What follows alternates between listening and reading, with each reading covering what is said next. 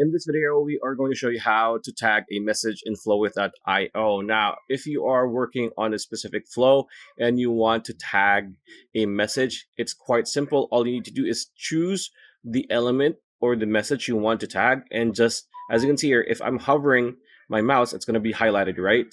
So if I click on this one, if you look at the chat bar, it's already tagged, right? It's automatically going to tag. All you need to do is click. There you go. It's tagged again. So that's how you tag a message or any element in your flow in Flowith.io, right? So again, it can be a message. This is a message, right? It can be, again, an image. It's going to be labeled as AI, right? This is by Nano Banana 2, right? It can be anything here that you have created on your prompts. So that is how you do it. Pretty much it. That's a video. Hope you liked it. Like, comment, share, subscribe, ring that bell icon. I'll see you on the next video.